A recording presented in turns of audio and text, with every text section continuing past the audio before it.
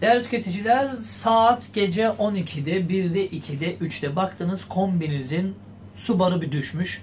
Üst komşunuza veyahut da alt komşunuza gıcıksınız, rahatsız etmek istiyorsunuz. Adamı çıldırtın, ne yapın? Gelin kombinin başına. Su verin kombiye, bak gel.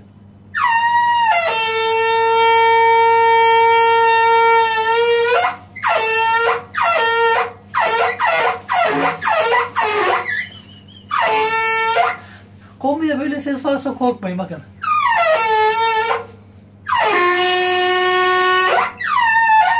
Nereden yapıyor bu sesi? Su doldurma musluğundan. Buna korkacak bir şey yok. Korkmayın. Su doldurma musluğunuzu değiştirdiğiniz zaman su doldurma musluğuna gelen basınç bu sesi veriyor. Üst komşunuzu rahatsız edin, bakın. Duydun mu?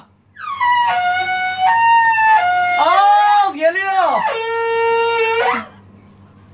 Kapat, bu videoyu izlerken ben de güleceğim. Hadi kapat.